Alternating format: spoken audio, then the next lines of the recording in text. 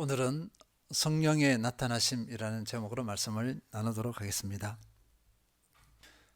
우리 각 사람, 그러니까 개인이든 또는 공동체든 그 여정에서 늘 위기와 기회가 온다고 말합니다. 정치를 예로 들어보겠습니다. 집권 여당이 압도적인 의석을 많이 얻습니다. 그리고 압도적으로 지방자치단체장이 많이 당선됩니다. 그러면 순간적으로는 승리에 도취합니다. 승리의 기분을 만끽합니다. 그런데 곧 위기가 다가옵니다. 방심, 그만입니다. 지금까지의 여러 정치의 행태들, 여러 사례들을 통하여 분명히 알 수 있습니다. 그래서 지혜 있는 리더는요, 이것을 알고 승리했을 때 개혁의 칼을 꺼내듭니다.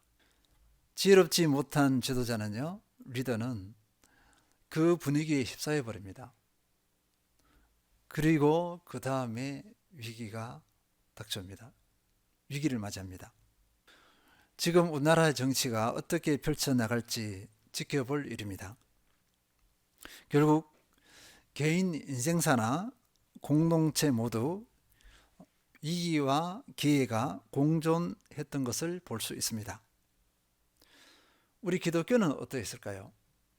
우리 기독교가 세워지는 과정, 교회가 세워지는 과정에서도 비슷한 패턴을 확인할 수 있습니다. 그리고 지금까지 교회사를 통해서 이 패턴이 반복적으로 일어났다고 또 볼 수 있습니다. 교회가 세워지는 과정을 통해서 한번 확인해 보도록 하겠습니다. 인류에게 가장 큰 축복이 무엇인가? 우리 그리스도인 입장에서 보면요, 예수 그리스도께서 인간의 몸을 덧입고 이 땅에 오신 것입니다. 성육신입니다.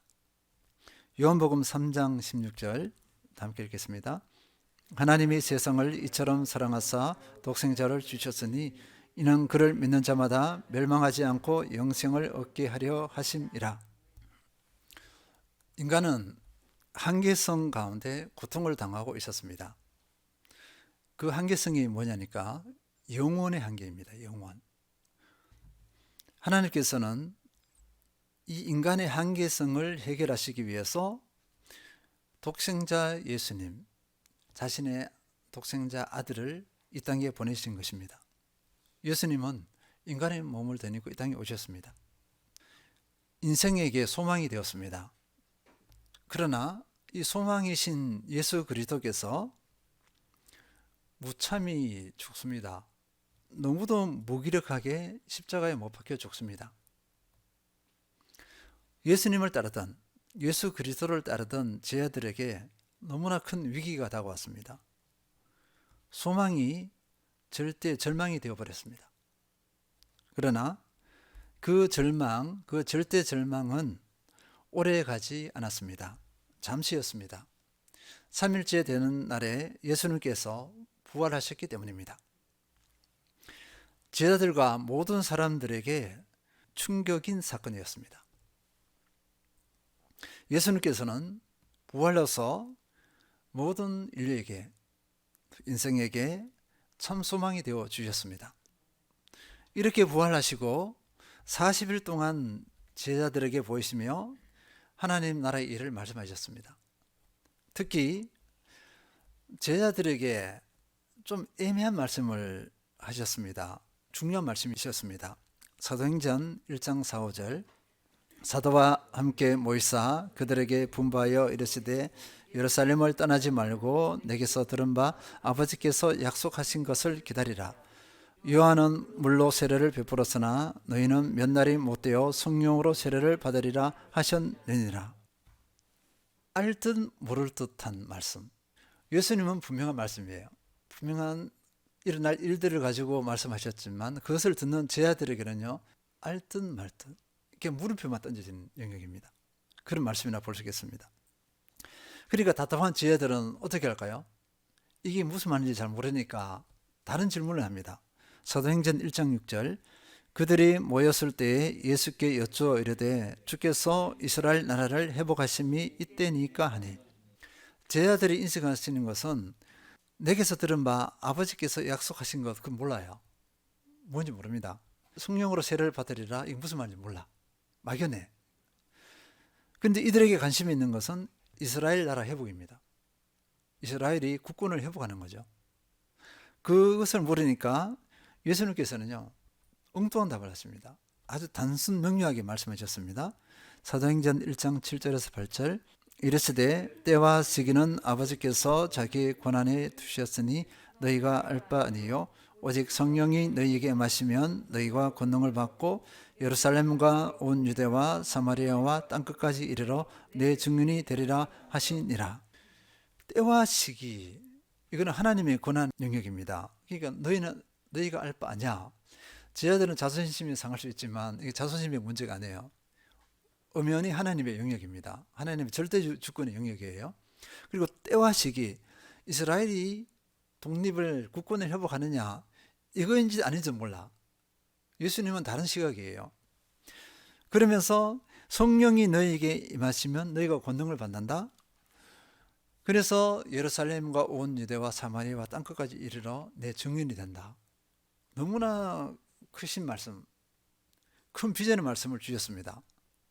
그러나 제자들은 막연해요. 뭐가 뭔지 모릅니다. 그리고는 예수님께서 어떻게 하셨죠?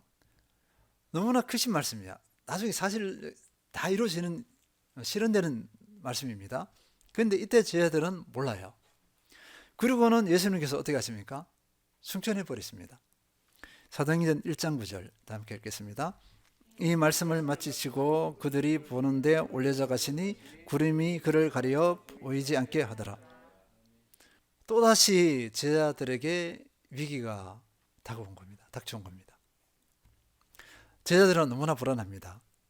왜냐하면 예수님이 없잖아요. 함께 하시다가 갑자기 죽으셔서 부활하셔서 살았다 이렇게 했는데 또 이게 안 보이셔. 연약하기 그지없는 자기들만 남아 있습니다. 서로를 신뢰하지 못하죠. 그래서 그들이 할 수 있는 것은 예수님께서 말씀하신 대로 예루살렘을 떠나지 않는 것입니다. 아버지께서 약속하신 것, 그게 성령이거든요. 뭔지 모르는데 기다리는 수밖에 없습니다. 다시 확인하지만 예수님께서는 이 성령이라는 단어를 여러 번 사용하셨어요. 요한복음에도 나옵니다. 근데 제자들은 흘려버리죠. 제자들이 어쨌든지 제자들은요 마가의 다락방이라고 얘기하고 때로는 성전이라고 해요. 예루살렘 성전이라고 하기도 합니다. 이 모여있는 곳이. 어떻든지 제자들은 모여서 기도했습니다. 그리고 또 무엇을 했냐면요. 예수님의 12제자 중 가룟 유다가 있습니다. 예수님을 배반하고서 스스로 목숨을 끊었어요. 그러니까 12제자인데 한 사람이 비었잖아요. 그래서 예수님의 제자 한 사람을 다시 세워야 돼. 그 작업을 한 거예요. 결국 마띠아를 제비 뽑아서 세웁니다. 누가 임명하지 않았어요. 제비 뽑는다는 것은 하나님께 맡긴다는 것이죠. 하나님께 전적으로 맡기고 마띠아를 제자로 세웁니다. 그리고 얼마나 시간이 흘렸냐면 이렇게 조금 세밀하게 따져보면 어떤 분은 20일 그랬는데 거의 열흘이에요. 열흘 정도가 되는데 그때가 뭐냐면은 오순절입니다. 오순절이 이르렀어요. 77절, 맥주절 이렇게 합니다. 이것은 뭘 의미하냐면요. 보리맥이라 그러잖아요. 우리는 보리지만 우리나라에서는 여기서는 밀입니다. 밀을 거둬드리는 처음 거둬드리는 것을 기념하여서 하나님께 예배드리는 거, 하나님께 영광을 돌려드리는 거, 하나님 인정하는 절기입니다. 이것이 맞단 말이에요. 이때 그러니까 오순절, 77절, 맥주절 단어는 다르지만 같은 의미입니다. 이때 놀라운 일이 일어난 거예요. 오늘 본문 사도행전 2장 1절에서 4절입니다. 다 함께 읽어보겠습니다. 오순절 날이 이미 이르매 그들이 다 같이 한 곳에 모였더니 호련히 하늘로부터 급하고 강한 바람 같은 소리가 있어 그들이 앉은 온 집에 가득하며 마치 불의 혀처럼 갈라지는 것들이 그들에게 보여 각 사람 위에 하나씩 임하여 있더니 다 성령의 충만함을 받고 성령이 말하게 하심을 따라 다른 언어들로 말하기를 시작하니라. 보세요. 제자들이 너무나 막연했습니다. 예수님께서 돌아가시기 전에 요한복음에서도 14장에도 말씀하시고 16장에도 말씀하시고 구약에도 이미 나와 있는 성령이에요. 이미 예언된 약속된 성령입니다. 근데 몰라요. 잡히지가 않아. 그런데 이때 예수님께서 기다리라, 하나님께서 약속하신 것을 믿고 기다리라 했던 그 실체가 이제 나타나신 겁니다. 성령의 나타나심이에요. 어떻게 나타나느냐? 그들이 같이 한 곳에 모여졌습니다. 많은 분들이 이렇게 하는데 뭐 기도를 하고 있었다 하지만은 앉아서 있기 때문에 그 예배를 드리고 있었다 이렇게 보기도 합니다. 어쨌거나 어떤 모습으로 나타나느냐 보니까 호련히 하늘로부터 급하고 강한 바람 같은 소리가 있었다는 거예요. 뭐죠? 천각입니다. 그 다음에 마치 불의 혀처럼 갈라지는 것들이 그들에게 눈으로 보여졌다는 것이죠. 우리가 지금 보는 성령님은 눈에 보이지 않습니다. 이때 처음에 이렇게 나타나신 거예요. 제자들에게 눈으로 볼 수 있고 귀로 들을 수 있게 했습니다. 그 다음에 4절에 뭐라 그랬습니까? 다 성령의 충만함을 받고 성령이 말하게 하심을 따라 다른 언어들로 말하기를 시작하니라 이렇게 했습니다. 지금 여기 있는 사람들은 이스라엘 사람들이에요. 유대인입니다. 거의가 이스라엘 그 지역을 벗어나 본 적이 없어요. 근데 이들이 뭘 말하냐니까 다른 언어들로 말하기 시작하니라 이렇게 했습니다. 이것을 가지고 방언 이렇게 말하거든요. 이게 방언 이렇게 하면 사도행전 2장 4절에서는 우리가 말하는 룰랄라 그게 아니고 정확한 언어입니다. 정확한 다른 나라 언어예요.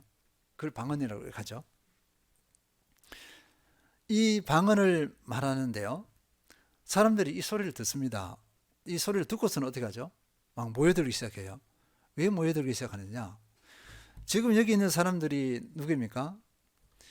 지금 이 명절을 지키기 위해서 순례자라 그러죠. 세계 각 곳에서 다 모였어요. 디아스포라, 그러니까 유대인들이 다 흩어져 있잖아요.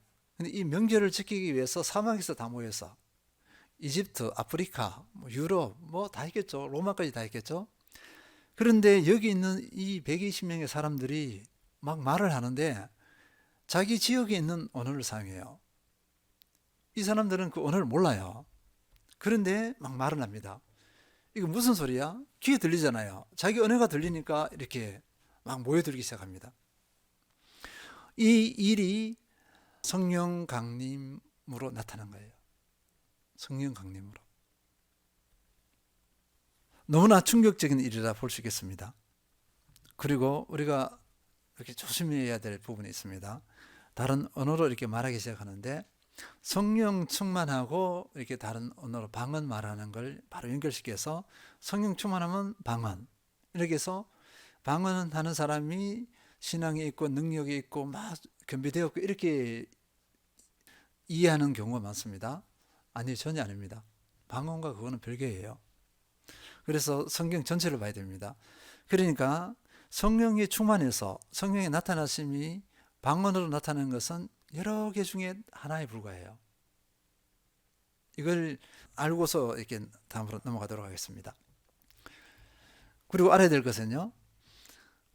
성령의 나타나심 이거는요. 오순절에 제자들이 가만히 있는데 나타난 것이 아니고 하나님께서 예수님께서 약속한 것입니다. 구약에 약속하셨고 예수님께서도 여러 번 말씀하셨던 약속하신 것이 하나님의 때에 나타나신 거예요. 갑자기 우연히 툭 나타난 게 아닙니다. 요한복음 16장 7절 읽겠습니다. 그러나 내가 너희에게 실상을 말하노니 내가 떠나가는 것이 너희에게 유익이라. 내가 떠나가지 아니하면 보혜사가 너희에게로 오시지 아니할 것이요 가면 내가 그를 너희에게 보내리니. 예수님께서는요 이미 이때 자기는 죽어서 부활하셔서 이제 하나님께로 가. 그러면은 성령님이 자기를 대신해서 성령이 오셔서 이제 이 제자들과 함께 하신다는 겁니다. 이걸 말씀하셨어요. 그런데 제자들은 무슨 말인지 몰라. 그러니까 듣고는 고개를 끄덕이고는 넘어갔어. 예수님께서 떠나는 것이 유익하다 그랬습니다. 왜냐하면 예수님은 인간의 몸을 덧입으셨어요. 그러니까 우리 육체를 덧입고 있습니다. 우리 육신의 한계가 뭐냐면은 시간과 공간의 제한이에요. 이 시간과 공간을 넘어설 수 없어요. 예수님께서 하나님의 아들이시지만 넘어설 수 없어요. 근데 성령님은 어떻게 하시죠? 시공을 초월하십니다. 예수님께서 그때 만난 사람들이 누구냐니까 직접 보는 사람, 그 이스라엘 지역의 사람들 만나는 사람밖에 볼 수가 없어요. 그들에게 영향을 주지 못합니다. 근데 성령님께서 오시면 모든 인류, 온 우주에 임재하세요. 충만히 넘쳐나십니다. 그러니까 각 사람에게 예수님과 일대일 제자들이 대면했잖아요. 하듯이 성령님께서 오시면 전 인류 모두에게 일대일로 대면하시는 겁니다. 실제로는 우리 안에 마음에 내 안에 내주하세요. 그래서 예수님께서 자기는 떠나는 것이 좋다. 그래야 성령이 온다. 너에게 유익하다. 이렇게 말씀하신 것입니다. 구약에서도 말씀 이미 약속했다 그랬잖아요. 그냥 읽고 넘어가겠습니다. 요엘서 2장 28절. 그 후에 내가 내 영을 만민에게 부어주리니 너희 자녀들이 장래일을 말할 것이며 너희 늙은이는 꿈을 꾸며 너희 젊은이는 이상을 볼 것이며. 어떻게 가능하느냐? 그 후에 내가 내 영을 만민에게 부어준다. 성령입니다. 성령님. 성령을 너에게 만민에게 부어줄 거야. 각 사람에게. 각 사람이 성령 임재 아래서 삶을 살게 될게요. 그렇게 되면 자녀들이 장래일을 말하고 늙은이가 꿈을 꾸고 젊은이는 이상을 볼 것이다. 이렇게 말씀하신 것입니다. 약속하신 것이죠. 모든 가능성이 어떻게 되죠? 실현되는 것은 성령님을 통해서 가능하다. 이렇게 볼 수 있겠습니다. 그리고 또 하나가 뭐냐면요. 성령님의 나타나심, 강림하심으로 교회가 세워졌습니다. 교회가 세워진 것에 대해 여러 가지 이렇게 이론이 있어요. 예수님하고 제자들이 모여서 이것이 교회다. 이렇게 하는 분이 있고, 예수님께서 부활 승천하신 이후에 성령 강림으로 베드로의 말씀 선포를 통해서 3,000명이 믿고 5,000명이 믿고 이렇게 해서 교회가 세워졌다. 이렇게 갈려지기도 합니다. 근데 상당수는 성령 강림 이후에 믿은 사람들을 중심으로 세워지는 교회를 이제 초대교회라고 이렇게 합니다. 조금 전에 말씀드렸습니다. 성령 충만해서 그 모인 사람들이 뭘 했다 그랬죠? 방언은 다른 나라 말을 했다 그랬잖아요. 사람들이 몰려들었습니다. 뭐야 한 거죠. 이거 무슨 소리야? 어디서 내가 사용하는 말을 누가 하는 거야? 우리 말고 또 누가 있어? 이렇게 하면서 막 몰려들었잖아요. 몰려드는 사람 앞에서 베드로가 담대하게, 성령 충만하니까 담대하죠. 담대하게 이제 말씀을 선포합니다. 그 말씀이 뭐냐니까 복음. 예수님의 죽으심과 부활. 예수님이 그리스도시다. 기름 부은 자, 구세주다. 이것을 선포한 것입니다. 이때 3,000명이 믿었습니다. 그 이후에 또 회중에게 할 수 있는 기회가 있었는데 그때 5,000명이 믿었어요. 엄청난 역사입니다. 이게 누가 했느냐? 성령께서 하셨죠. 그래서 교회가 시작되었습니다. 성령 강림으로 교회가 세워졌다. 이렇게 볼 수 있겠습니다. 지금까지 우리 상황을 들어보면요. 위기는요. 사람이 보기에 위기예요. 근데 하나님 보시기에는 또는 하나님께는 위기가 아닙니다. 왜냐하면 이 모든 과정이 하나님의 절대 주권의 섭리, 계획 가운데 일어난 것입니다. 계획 가운데 일어나고 하나님께서 그것을 이루시고 세워가셨습니다. 하나님께는 위기가 없어요. 그냥 우리가 보기에 위기예요. 그래서 우리는 어떻게 해야 되느냐? 성령님을 알아야 됩니다. 그래야 누립니다. 성령님께서 어떤 일을 하시는지 참 많습니다. 너무 많아요. 근데 이 자리에서는 기초되는 거 한 3가지 정도만 나눠보도록 하겠습니다. 첫 번째, 성령님께서는요, 믿음을 갖게 한다. 우리에게 믿음을 갖게 한다. 이것입니다. 믿음을 갖는 것이 쉬울까요? 어려울까요? 우리는 그냥 쉽게 된 것 같아요. 너무 어렵습니다. 왜냐하면 사람의 힘으로 되지 않기 때문에 그래요. 사람의 힘으로 의지로 되면은 어렵잖아. 이게 습득할 수 있어요. 사람의 힘으로는 믿음을 가질 수 없습니다. 누구도 가질 수 없어요.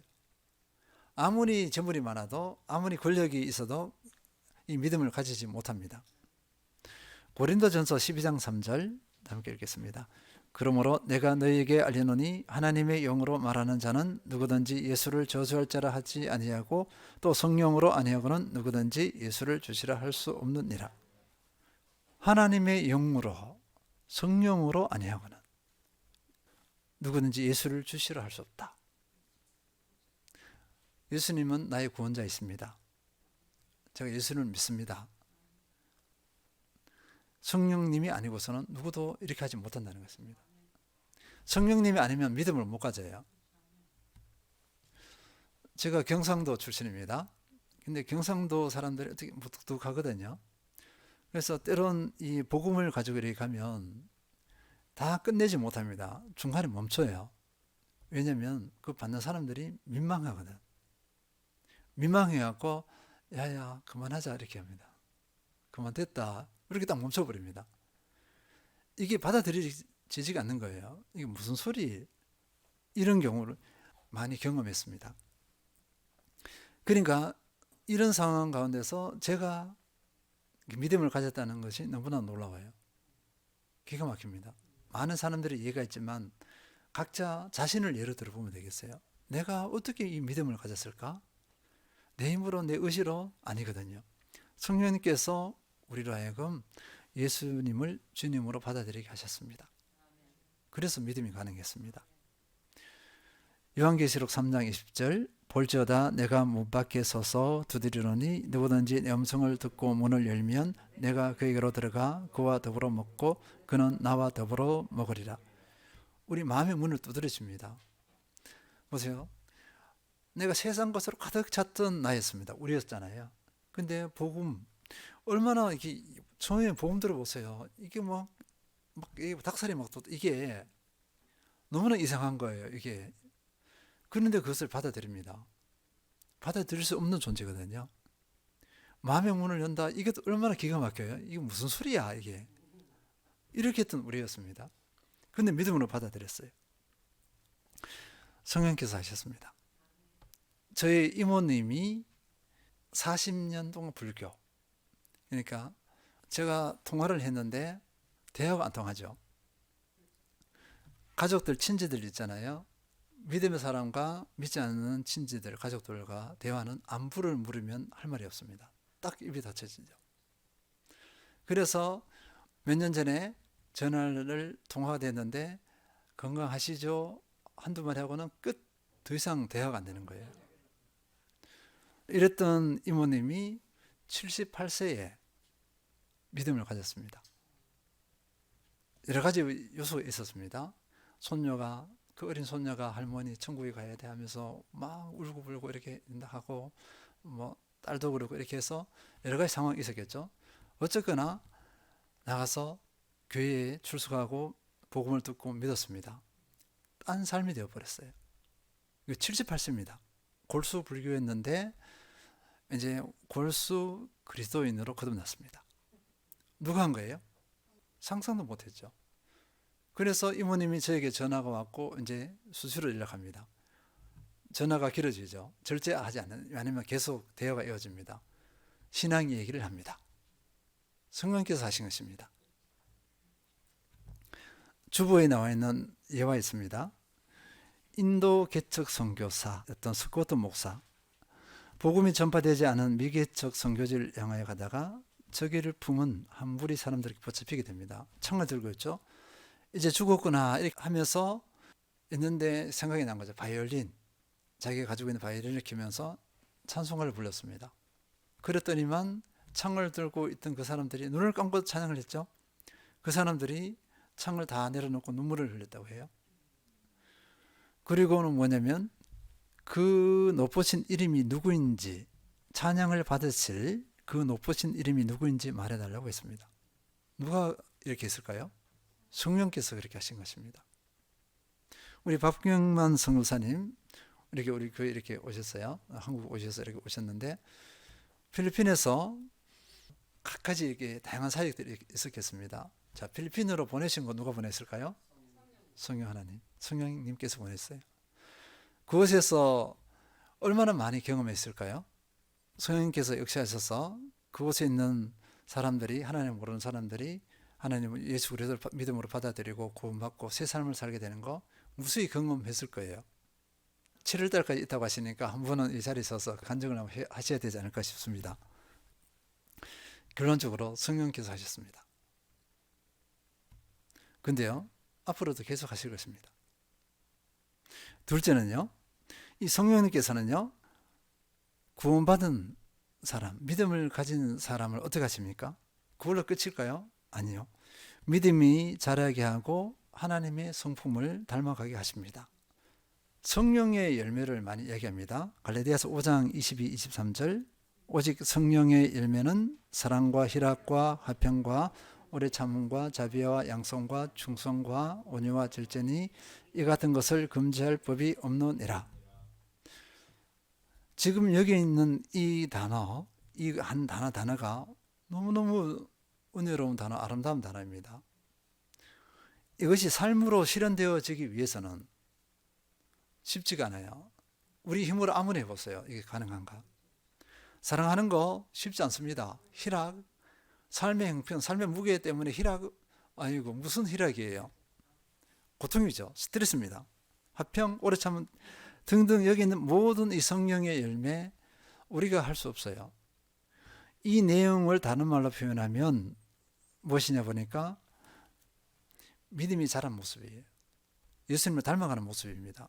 성령의 열매라는 것은 하나님의 성품입니다. 이 성령의 열매의 내용이 그리스도의 성품, 하나님의 속성이에요. 우리가 이것을 어떻게 닮아가요? 내용으로 할 수 없습니다. 성령께서 하시는 거예요. 요한복음 14장 26절 보혜사 곧 아버지께서 내 이름으로 보내실 성령 그가 너희에게 모든 것을 가르치시고 내가 너희에게 말한 모든 것을 생각나게 하리라. 보혜사는 많은 돕는 자입니다. 돕는 자. 그 성령님께서 우리에게 모든 것을 가르치십니다. 너희에게 말한 모든 것을 생각나게 하리라. 뭐냐면 내가 어떤 상태인지 가르쳐 주세요. 내가 얼마나 인간적인 모습인지, 그 다음에 어떻게 주님의 모습으로 닮아가야 되는지 방향, 목표치를 다 보여주시죠. 끼우쳐 주시는 거죠. 내가 깨닫지 못하면 사랑을 의도하지 않습니다. 사랑에 대해서 모르는데 어떻게 사랑할 수 있을까요? 희락이 뭔지 몰라. 그죠? 자비, 충성 몰라요. 이것을 깨닫게 하시고 이 삶을 살 동력을 주십니다. 성령님이요.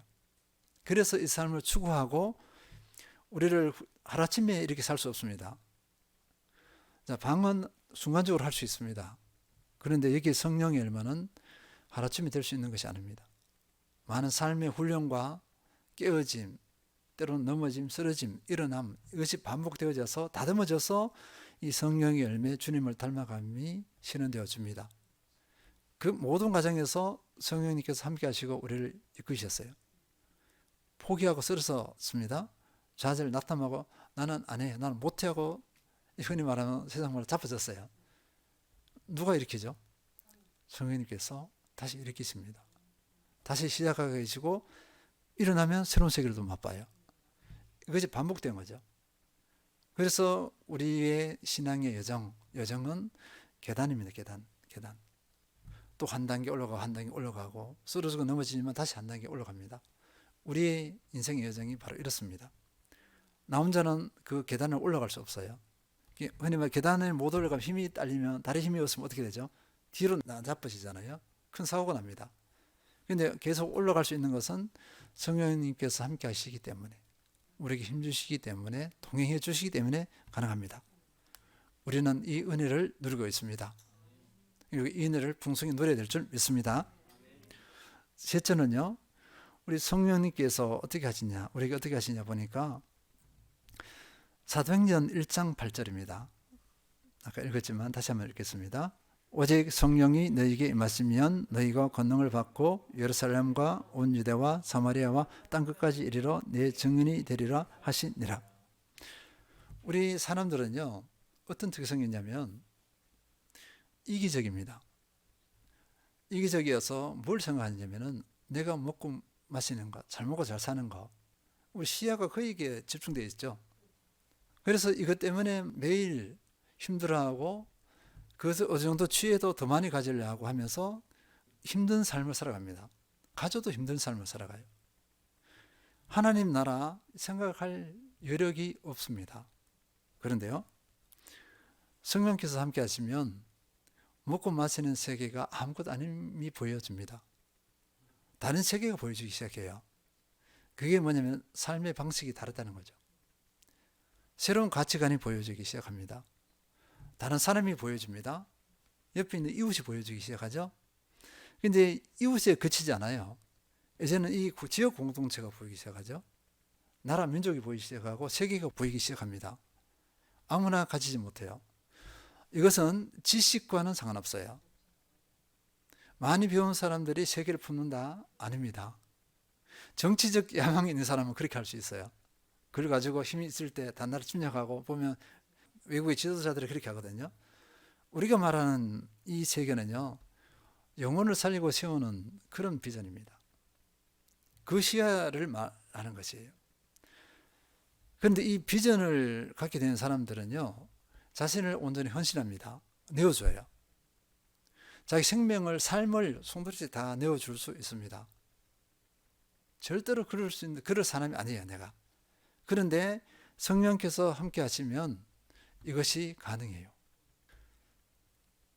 어떻게 내가 이런 삶을 살 수 있지? 순간순간 놀랄 수가 있습니다. 그런데요, 잔잔히 묵상하고 돌아보면 대부분이 같은 고백이 나올 거예요. 내가 한 것이 아니다. 성령께서 하셨다. 하나님께서 하셨다. 그래서 눈물 흘리면서 감사로 찬양으로 영광을 올려드립니다. 한번 보겠습니다. 사도행전 13장 2절. 주를 섬겨 금식할 때 성령이 이르시되 내가 불러 시키는 일을 위하여 바나바와 사울을 따로 세우라 하시니. 사도 바울이 이걸 생각했을까요? 안 했거든요. 그런데 기도하는데 성령께서 바울하고 바나바를 따로 세우라 이렇게 했습니다. 성령께서 어떻게 했냐면 이 두 사람을 세워서 선교 여행을 가게 하는 거예요. 1차적으로 아시아 지역으로. 그런데 2차는 어떻게 해요? 유럽까지 뻗어갑니다. 3차, 4차에는 로마까지 갑니다. 유럽, 저 로마 제국까지.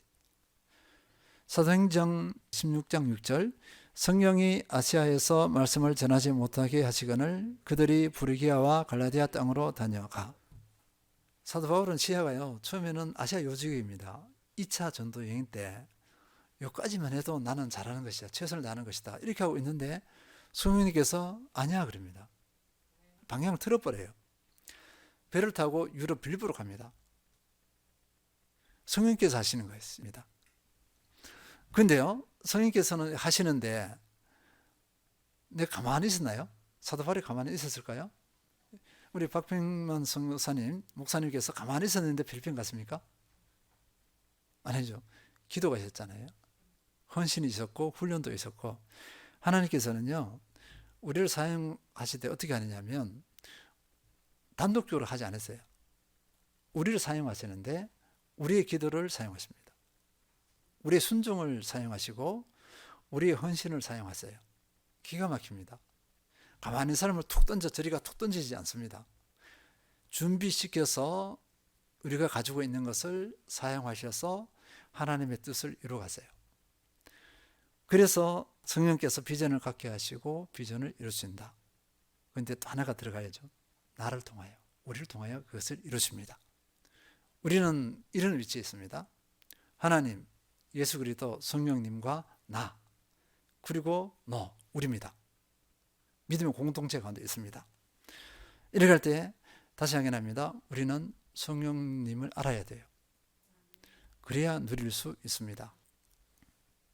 성령님은요, 오늘 여러 가지 있겠죠. 여러 가지 있는데 오늘 이 내용을 핵심을 보니까 성령님께서는요, 어떻게 하시죠?